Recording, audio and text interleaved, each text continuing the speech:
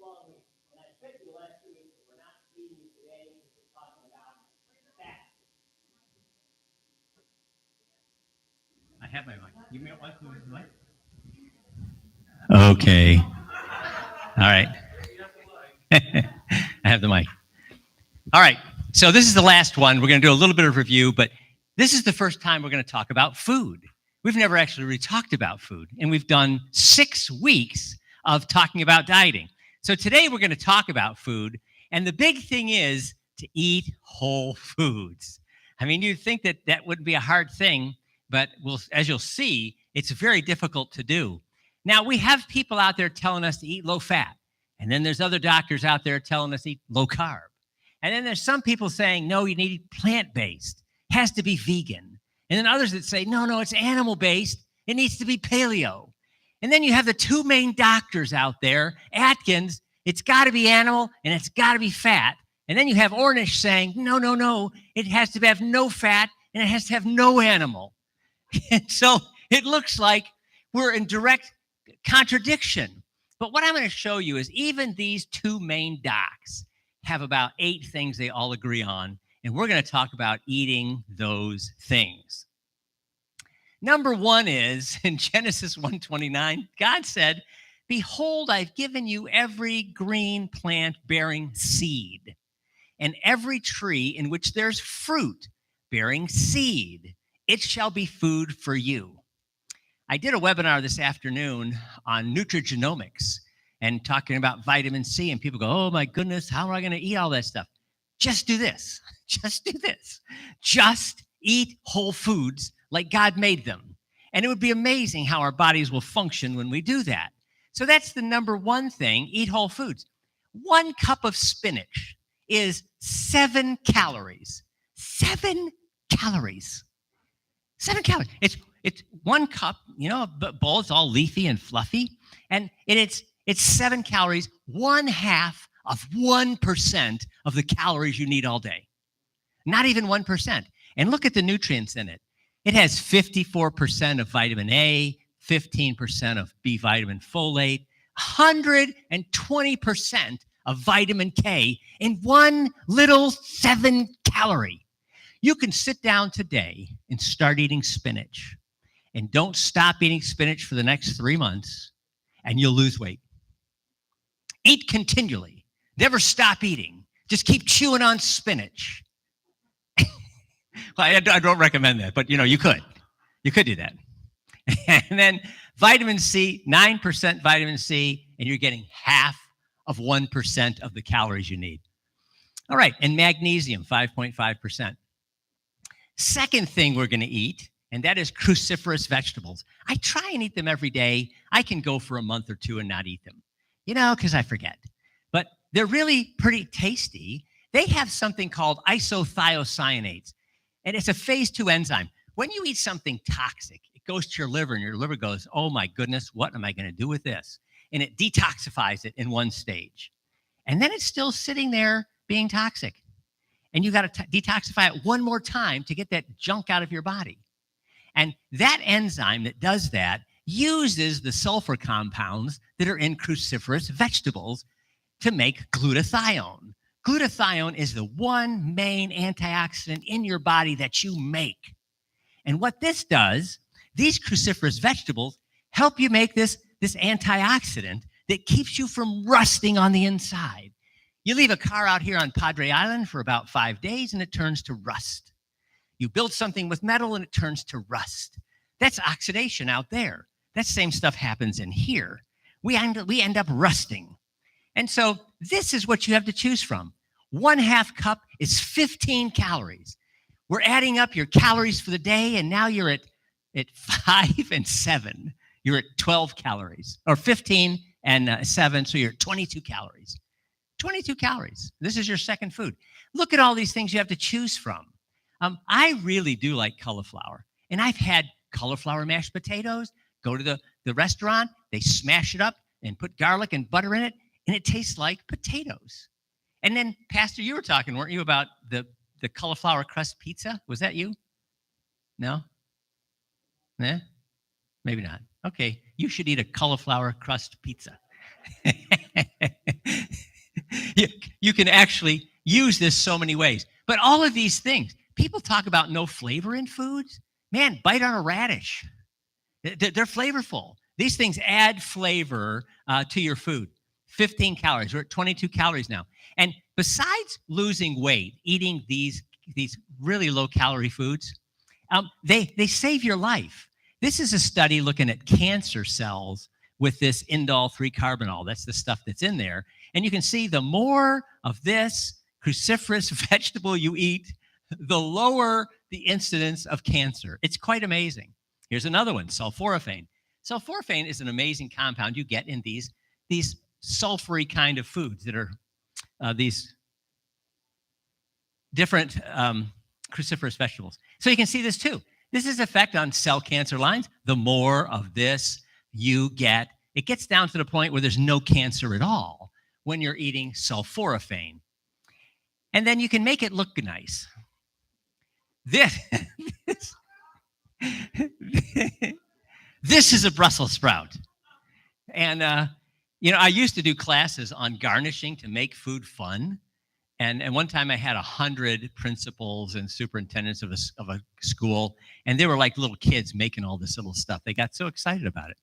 And so you can make it look in a variety of ways. Fun little things you can do with it. Number 3, allium vegetables. Garlic, onions, leeks. A serving is 10 calories.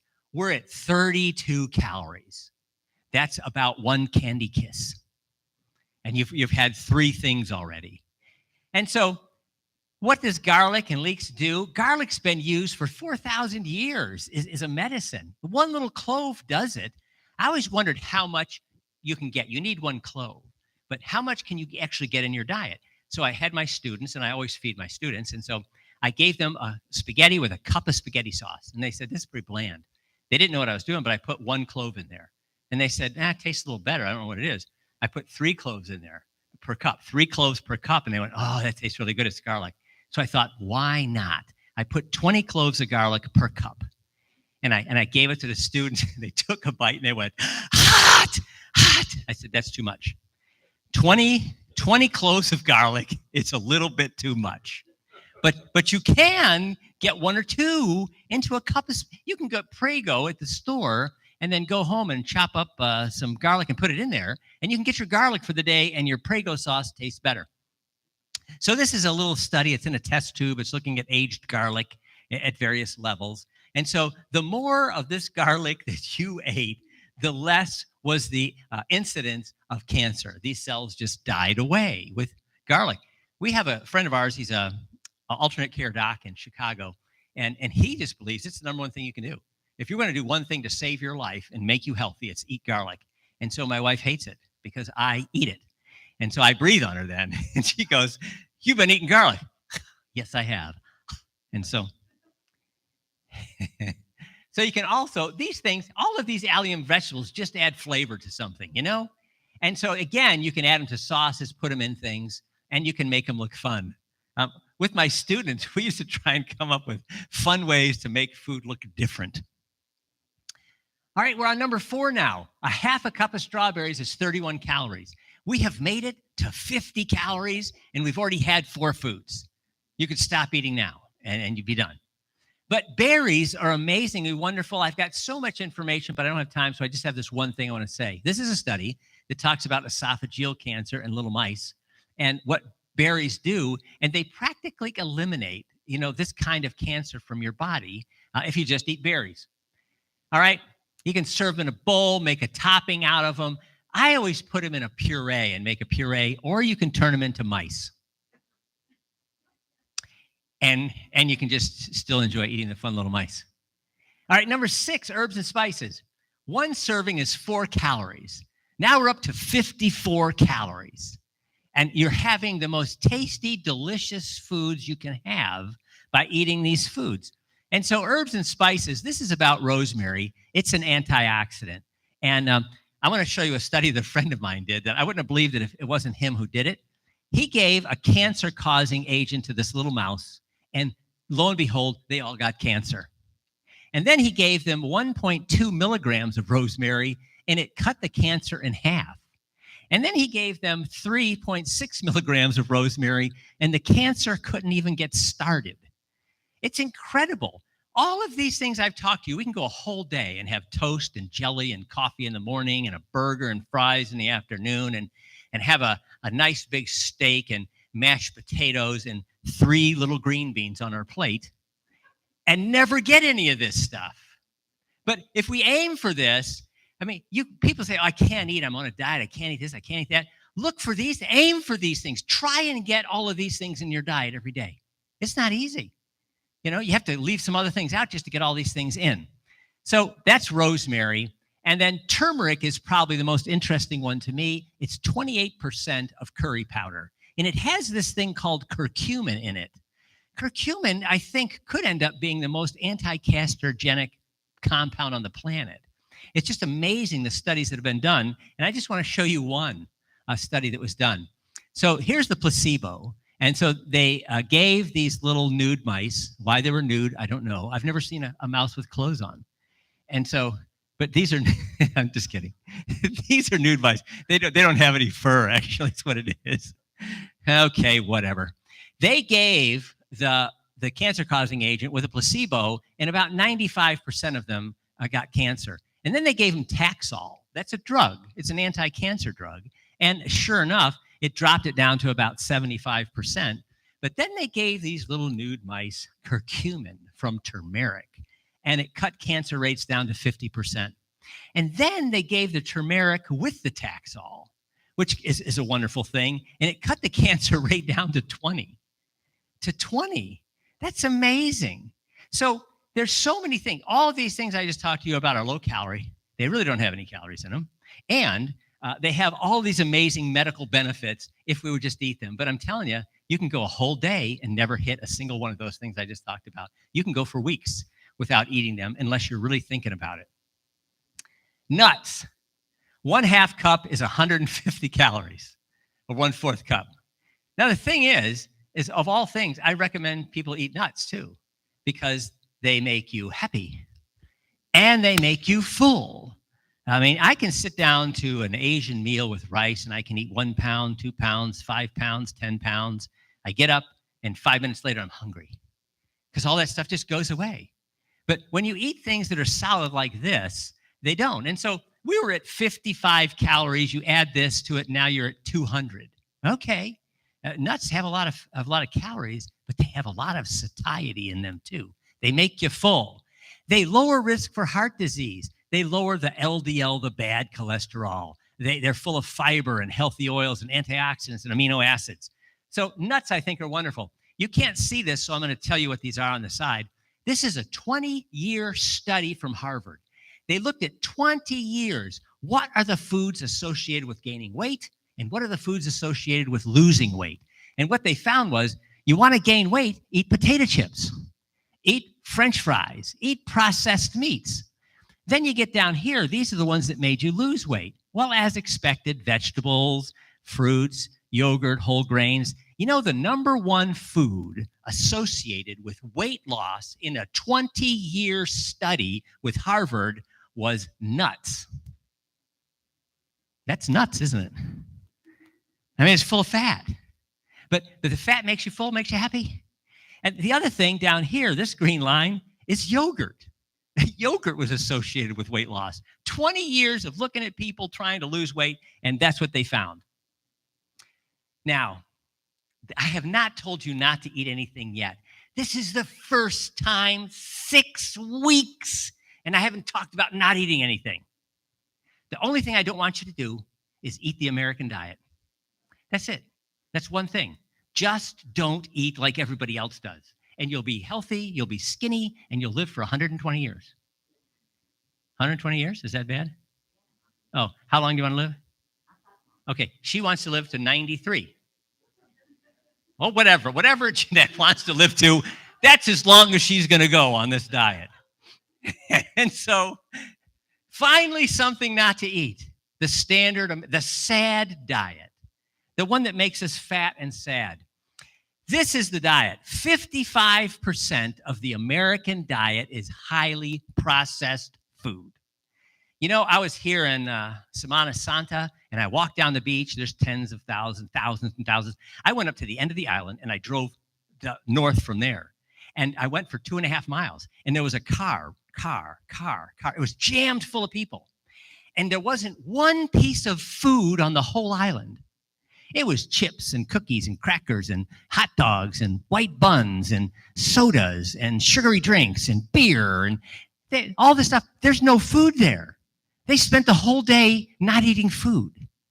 And so the only thing I want to say about not eating is don't eat processed foods. You can eat them, sure, but make sure you have a little tiny bag of chips and the rest of it is all real food. So they all agree on this. All these doctors agree on this. Eat those 8 things and don't eat sugar. Here's a barrel of sugar, 130 pounds per year. 130. That's what we ate in 1970. Well, that's not today. Today we're eating 152 pounds per year. 152 pounds a year of sugar. And then that's 3 pounds a week. Really? Or 6 cups in a week. That's 1 cup of sugar per day. How in the world can you eat a cup of sugar per day? Well, just watch your neighbors and maybe yourself. How do you eat a cup of sugar? Well, the best way to do it is to drink soda and energy drinks. 35% of all that sugar comes from those things right there. And then if you add in the desserts, the flour-based desserts, that's another 12, that makes about 50% of the added sugar that we eat comes from those 2 things. You know, when you go in the store and you go into the soda aisle, it's amazing. It's just this line full of sugar. If you could just take care of that whole thing and just have bags of sugar all the way down there, and that's all there is, the whole aisle.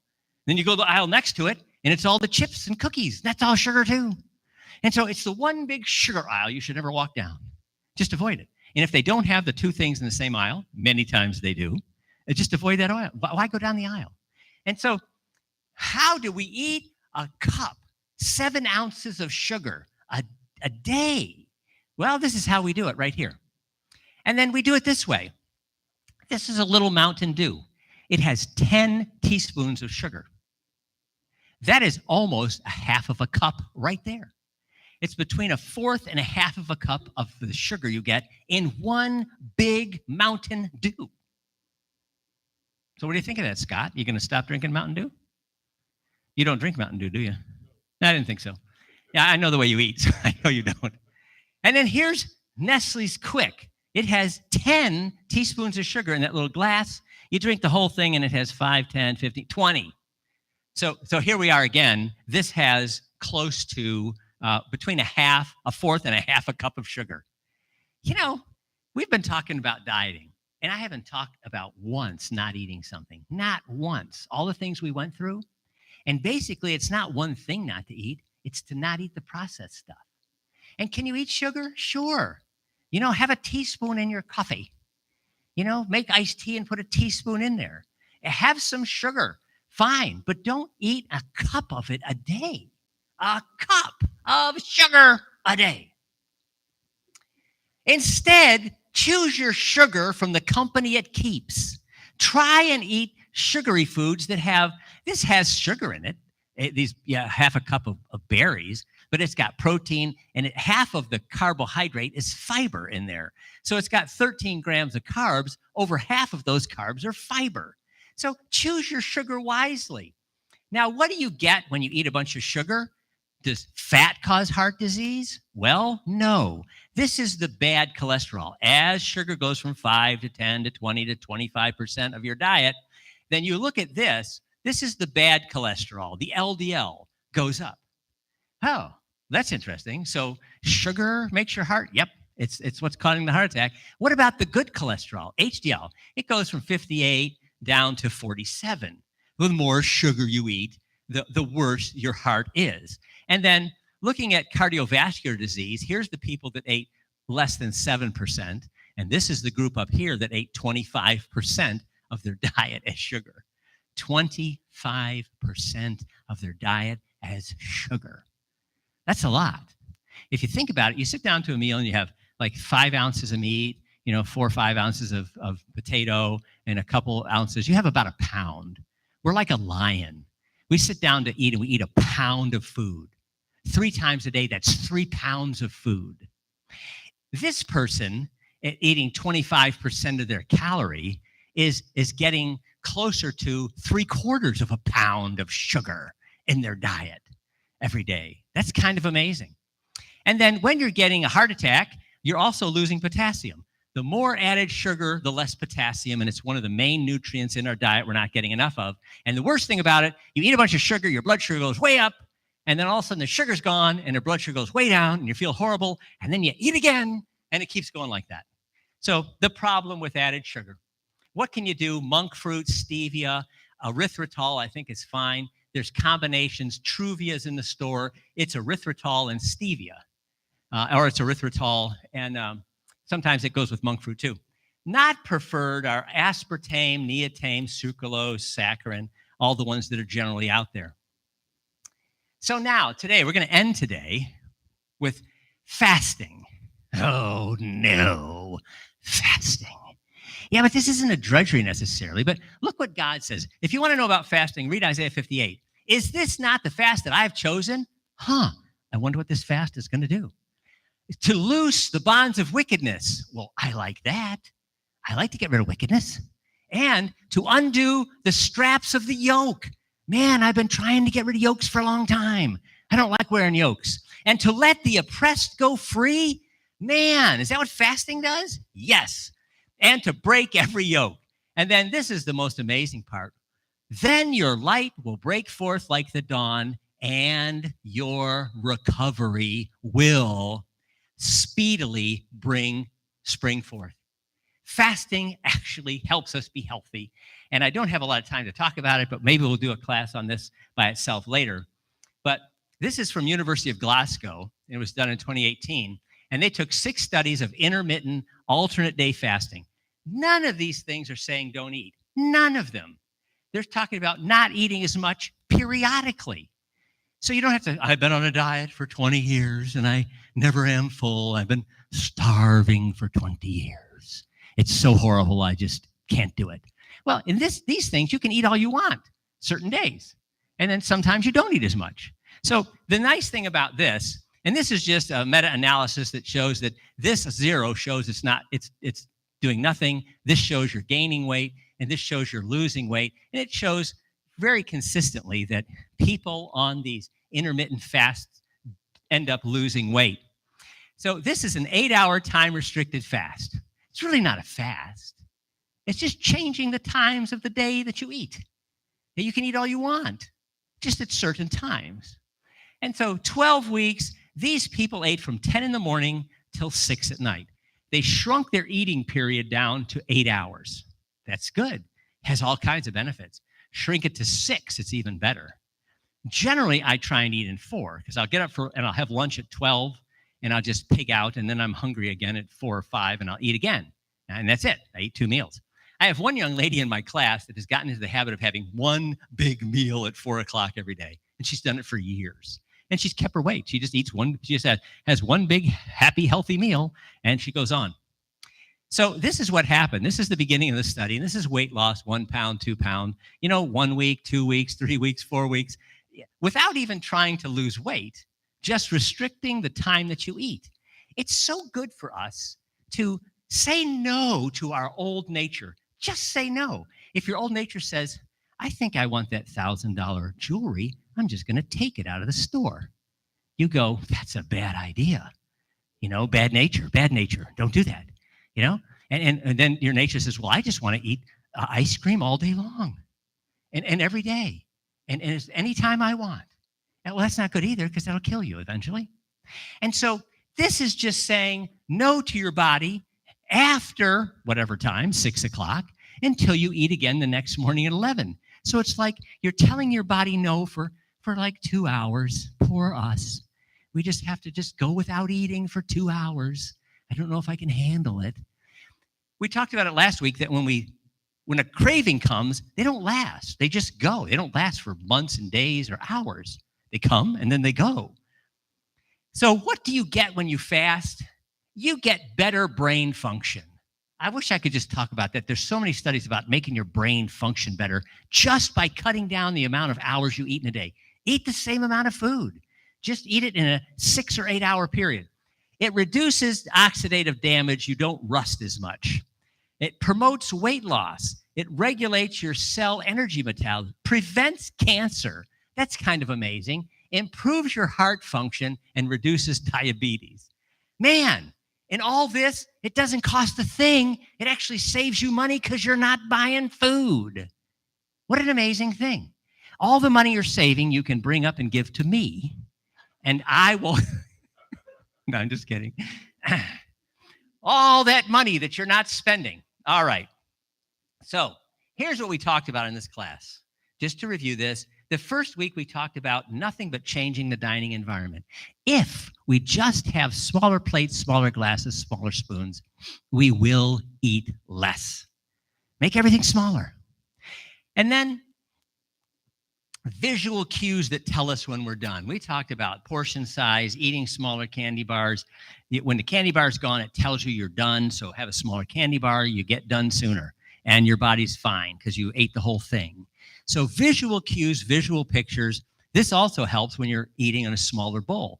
You have a smaller bowl, and instead of ice cream that's this big, you have a bowl that's this big, and you eat the whole thing, and all of a sudden it's gone, and you're done. And you feel like you're done because you finished the bowl. And so there's lots of things, just changing the dining environment we talked about. The form of the food, we talked about pistachios, having to open them up so that you had to take you time to get it. And then write it down, we talked about that. Eating to God's glory was last week. Whatever I eat, whatever I drink, whatever I do all to the glory of God. Everything I eat, that's what we should do. If we're not giving glory to him and it can't glorify him, we shouldn't put it in our mouth. And we talked about this. Can you eat a candy bar to the glory of God? Yes. Can you eat 10? I don't think so. I mean, each time you're eating a candy bar, you finish one to the glory of God, to the glory of God. At some point, you're going to get convicted going, I think I'm lying to myself here. I don't think this is glorifying God anymore. I can't even stand up because I'm so heavy. And then today's, we talked about eating whole foods and just limit the amount of highly processed foods that we have. Okay. And then last thing we talked about was eating with companions. Be careful of who you eat with. Eat with skinny people because they don't eat as much. And then today we're talking about fasting. Not really. We're talking about time-restricted eating, eating our food in a certain period of time and giving our body a break. If we just give our body a break, just for a few more hours a day, our health just springs forth, as Isaiah 58 says. Okay, and here's all my students that did all these talks, all that stuff they put together at one time or another. So I want to thank them. All right, there we go. 6 weeks of this you have suffered through. And I was talking to Linda, I forgot about this. I thought we ought to all write down how much you lost in 6 weeks, put it into things. There's no names on it, so nobody knows, and just see how much people lost. Even people online, too, they could write in on the YouTube channel and say, over 6 weeks, I lost this much weight. We'll add it all up and see what it turns out to be. Okay, and online, if you have questions, you can write it there on YouTube, and we'd be happy to answer those questions. Any questions here? Or have you been numbed by all this information? It's enough? All right, well, what? Yeah, the types. Right, the types that fight cancer. And it's really all kinds of whole foods. I mean, if you eat a donut, it's not fighting cancer. It's helping it along. It's saying, come on, you can do it. Eat up the body. And sugar and donuts just feed cancer. But all those things I talked about today, every single one of them, I showed you so many studies, just eating these whole foods of any variety helps fight cancer. Even after you've done it, the talk I gave today on epigenetics showed that when you eat foods high in vitamin C, even after you have cancer started, this vitamin C comes in and it attaches to genes and it shuts off the genes that are causing cancer, and it actually starts the genes that are DNA repair and tumor suppressor. You've got genes that suppress tumors. And the vitamin C comes in, it bathes all that DNA, and the DNA starts producing things that suppress tumor. I didn't know that until about a month ago. I read this paper and I gave a presentation on it this afternoon. All right. Thanks, class. Thanks, family. Church family. We'll do this again, maybe. If the pastor liked it, he'll say yes. If you never see me again, you'll know that he didn't care for it. All right. Okay, well, thanks. Thanks to you all. Thanks to you all online. Good night. Thank you, Scott.